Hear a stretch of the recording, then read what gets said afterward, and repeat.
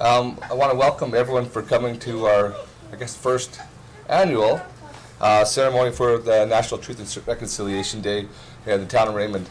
I want to acknowledge the guests that are here. We feel very valued that you've taken time to come and be with us today. My name is Bryce Peters. I'm town councilor for the town of Raymond, and I'm also a part of the Truth and Reconciliation Committee here in the town.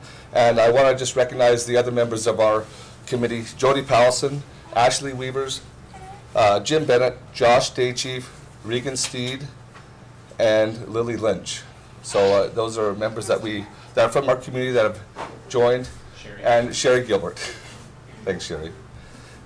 These are members that have volunteered to be part of our committee to help this committee learn, grow, be educated, and help educate others. And our main task is to help inform and provide some information for town council to move forward with different initiatives that they may see would fit well with the town of Raymond.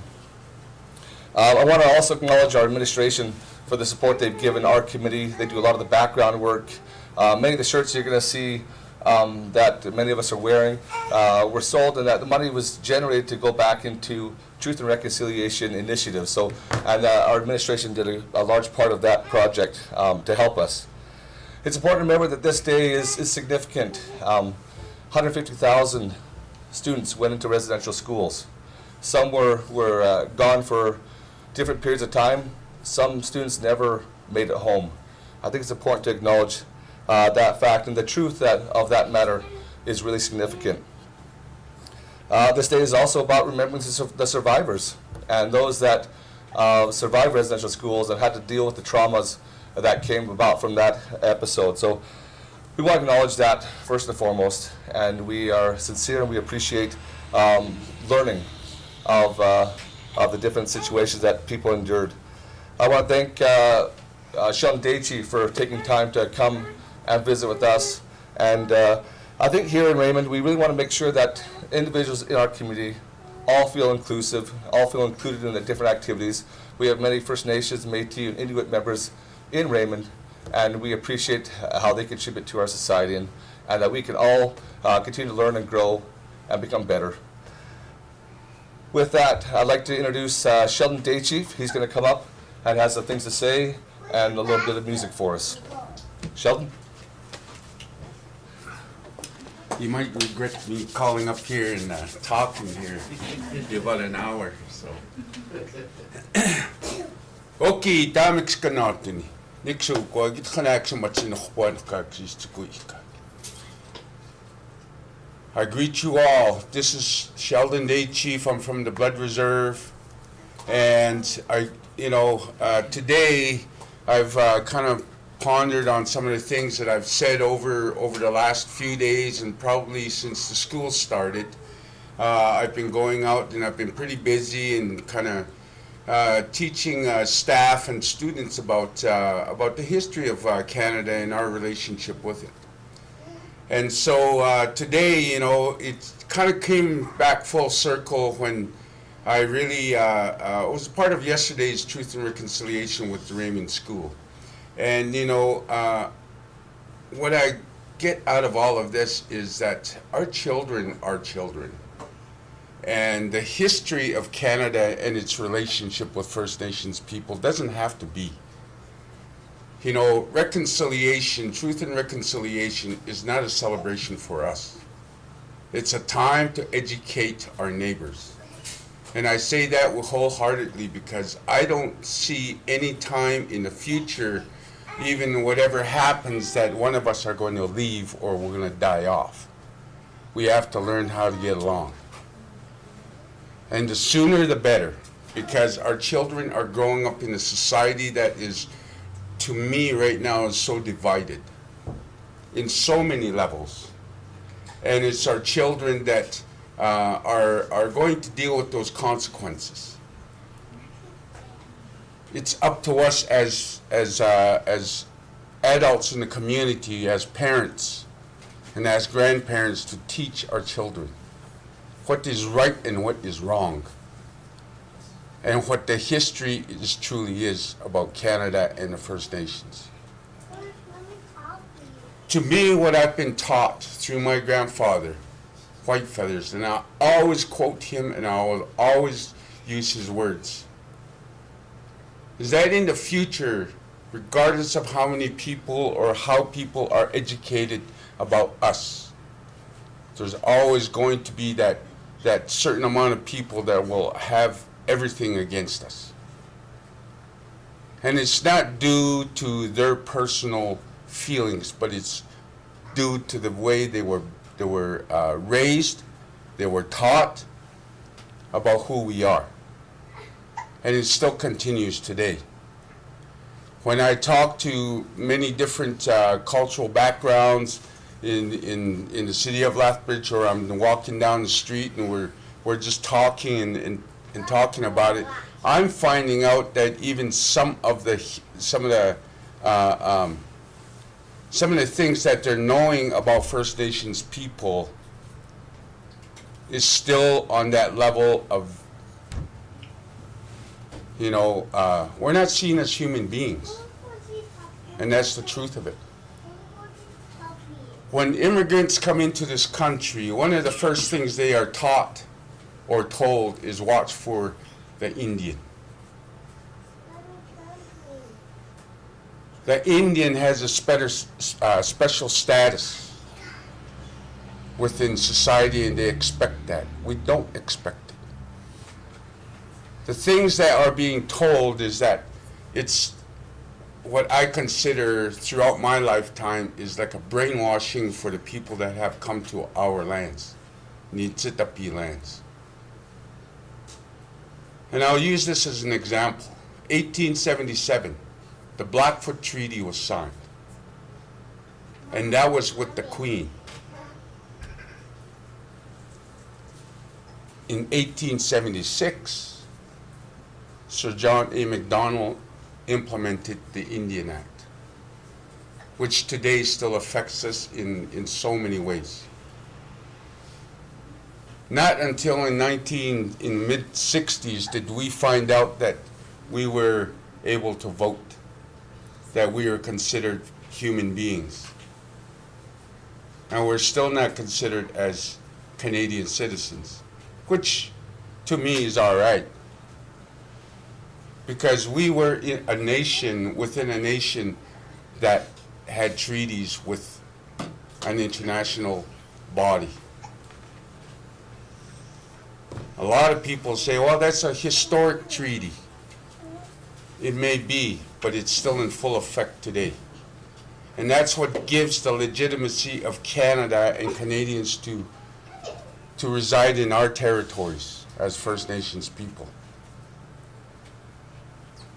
That's why the town of Raymond and Cardston and wherever else I've gone to into the schools, they say, we feel obliged we have to say that we are in the ancestral territories of the Blackfoot.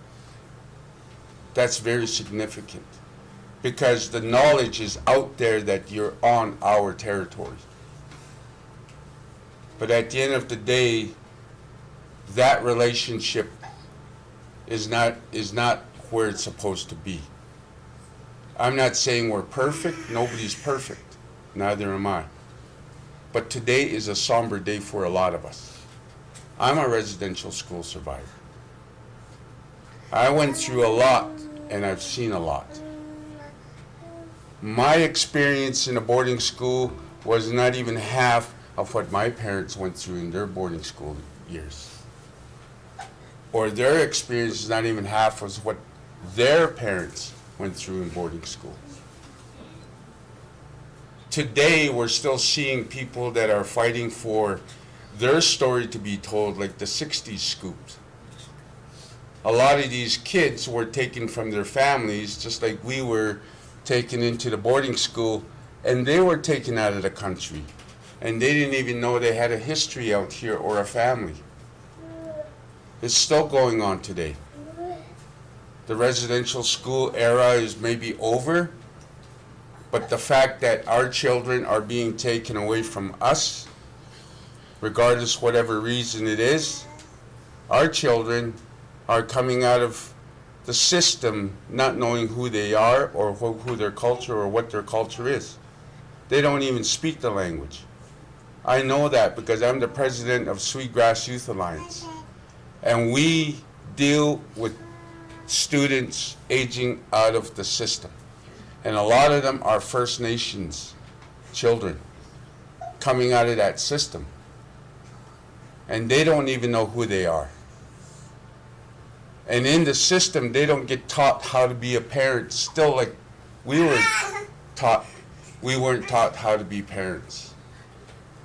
They weren't taught the everyday things of work, of budgeting, everyday living skills. They're not taught those things.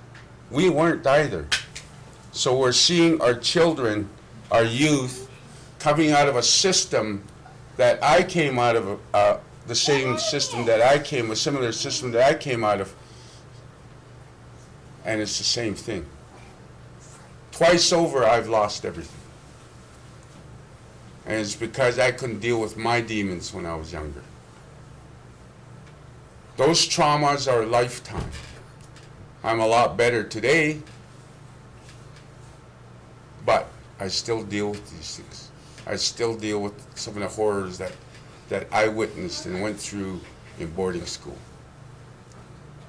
A lot of people will say, well, get over it. Okay. Then get over the fact that this is our land. And how did Canada become to say they owned our land? What gives you that privilege to be living on our land? Let's all get over it. We can't, because that's the truth. Truth and Reconciliation Day is not a celebration for us, and it shouldn't be a celebration for anybody. Because when the 212 were discovered in Kamloops, even though Prime Minister Harper had apologized nationally, not until that 220 students were discovered did the real truth come out.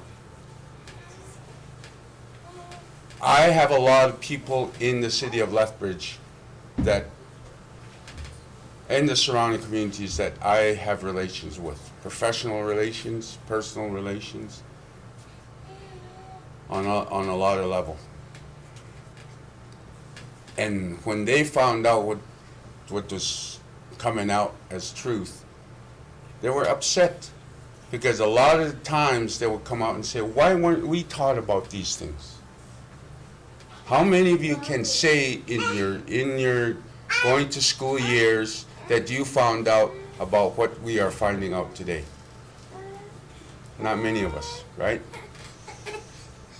So today is a time to learn about who we are as people of this land. You, as my white brothers and sisters, should not have to carry the burden by yourselves.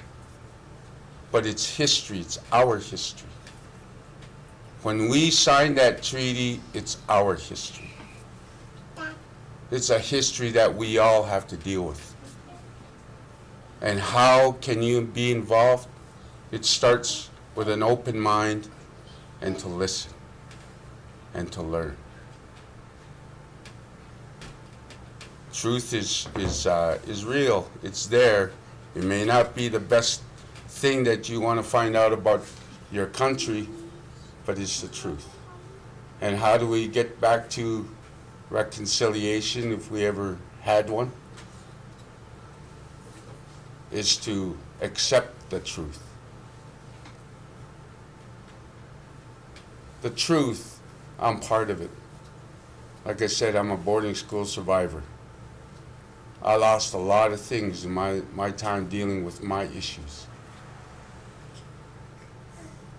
So I hope that from here on in, that you take the time, if you're teachers or if you're at home, do your own research. Find out for yourselves not just from people like myself that can tell you the stories of their personal experience, but find out what happened here. Did we ever have a reconciled relationship? Who knows? But the example, the stark example I used is the Blackfoot Treaty being signed in 1877, when the force of changing our ways and oppressing us and whatever else was implemented in 1876. That's the same time that the boarding school system was in place. So it tells you the difference. That's the truth. How do we reconcile? I should say, as an individual, has forgiven a lot of things. But that doesn't mean I forgot. But I take these opportunities to open some eyes, to listen, to hear our stories.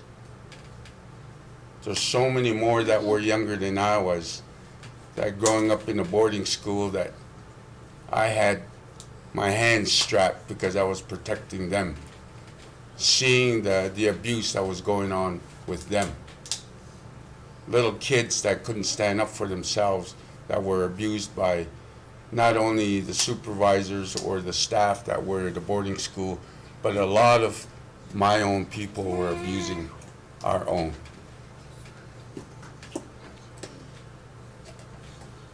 So I just say, it's today maybe a start for Raymond as your first annual. This is part of our country. I don't mean me, I mean all of us. And it's time that we move together as people, because we are people. Don't matter what color it is. We all bleed red.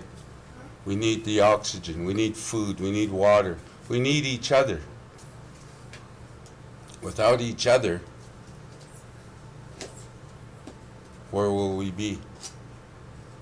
I'm so proud of my kids that they're allowed to have a business here that's flourishing. I thank for the city or the town of Raymond for that. But it's one way is to be involved, is active listen, have an open mind, and tell the stories of your ancestors so that we know as well, while we tell ours. So this morning I want to thank you for inviting me here, even though Josh and them twisted my rubber finger. But I've been so busy, especially this past week, about going to different places, and I go twice a day. Yesterday was my first full day at one institution, and it was a lot of fun. And so today it carries on, and ever since the school started, I've been pretty busy. I love it. I love kids. And so with that, I don't know if you want me to go into a prayer or a prayer. I guess I should have prayed first. Prayed for the words that come out. But this morning, like I do every morning, when I get up, the first thing I do is I'll burn my smudge. To us, the smudge is very sacred. It's a way of cleansing my energy to start off the day. And I pray into the day, giving myself to Abstatuki, my creator, who I call, to see how they're going to use me throughout the day. And that's the way I go forward in life. As I learn about myself and my culture and about relationships and about the truth, I pray that things will get better for all of us, especially my grandchildren. We all have children, and it's time we took those personal biases out of the way and taught them how to become compassionate, how to be understanding, how to be respectful. They say it takes a community to raise a child.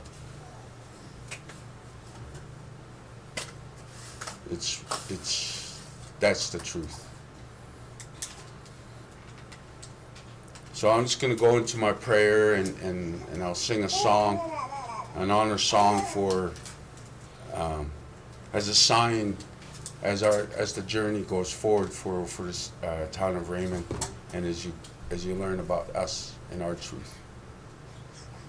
So with that, I always ask that each and every one of you pray for yourselves, pray for your families, pray for your children, pray for those that are sick, and pray that our political leaders worldwide start looking at their behaviors that threaten the only world that we have to live in.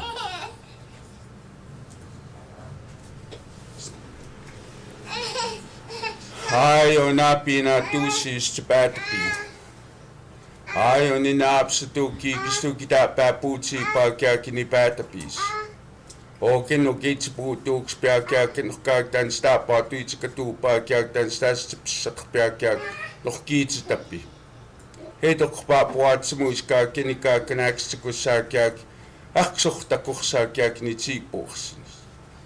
Ako matapita pikso ko amot simuksi. Lukit sa tapi ko aksi. Hindi kag sa tapak sa kais pinani kag yak kanasukapi. Takad sa tapi do simusin. Ayaw na to api tapi o kag kinakag. Kyan sa pupihpwa o kag kumakinakipitak. O kinakag sistikuih kag yung katapan sa katsimata kag kakapwa to istutok sinani kag kinakag sistikuih kag. Spomos mo sinapi ko ak mo sinokits ta pi ko ak sa kakapwa sa pi to simuksin. O kinakag sistikuih kag kakapwa to istutok kinani kag. And dan sita mo tukpin nani kag kinikag takin sita mo kaya pumakaksin. Ispomokin. Mat khatoaps, mat khuipisataps. Yago khapens katsmatsto tohtani ma kyak ni tamatusiman. Noko sinanik sa kinikak yakskay sa paskni miya kyak kinikak. Suksi patapis, itami patapis. Ispomokin nani kak kinokak sistikuika. O kinokatkhta pak sa matsiya kyak kinokak. Ninaabs to kinikag sistikoy kinokatfuksin. Ispamokin. Kimatu kinan. O kinokatfuktapak sa matsih pinan. Hennis sa kya kitan stapa putok spinan kak. Takas pukstatisin. O kinahapwa to istitusan na kak akopi. Ispamos. Kimatus. O kinukag kita ka pa makatupa kaya kinukag sistikuih ka. Hakinis to tumu kita. Hinay kung kanista paksis ko. O kinukata paksis katupa kaya hennikag sa kita piwa sinikag. Kipi pusto im sinik. Kamutan, istowatsman, isami patapis. So when an elder is praying for you and how you accept the blessing of his prayer is to raise your right hand and put it to your heart to accept that blessing. And sometimes you'll say, hey. I think the kids are a lot better. Last year or yesterday we were saying, we can't hear you, and we're in the gym and there's 600 kids sitting there. Imagine the noise level back then. So I'm going to sing a song. In our culture, whatever function that we go into, if it's the powwow or it's a round dance or some kind of a celebration, we usually sing what we call the flag song, our song. But the history of that is those songs are sung were sung, and we continue to sing them today as the beginning of a journey. Back then it was our warriors that would go out, whatever mission that they were on. We would sing this song for them as an honor for them leaving our encampments. And when they come back, we sing a victory song. So I'm going to sing this song, which not so long ago I found out that it was an old society song from our area. And it was taken about 20 years ago, it was taken into the powwow circle, used as a flag song. So I'm going to sing this song as a sign to commemorate our journey, Raymond's journey, to find out the truth and hopefully reconcile with yourselves first so that we can reconcile and have a good relationship. Hun.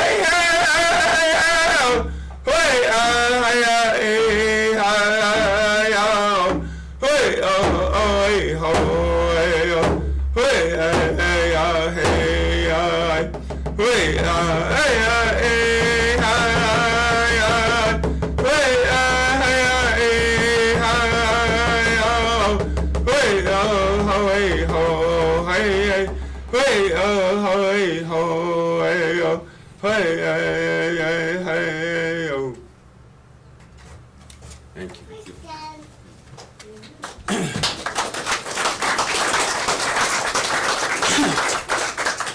What a tough song. We that comes to about the conclusion of our get together today, and it's humbling and it's somber, and we really appreciate Sheldon for coming and speaking to us and singing for us and praying for us, hoping that we can move forward with a better relationship with our neighbors, and we can seek that truth and work to reconcile for ourselves, like Sheldon said, and with our community. So we appreciate everyone coming. As you do leave, please take a look at the survivor's flag that is hanging out in front of the town office. We appreciate our administration for getting that flag and getting that flag up for our community to be able to recognize and take a look at. So thank you all for coming. We really appreciate it.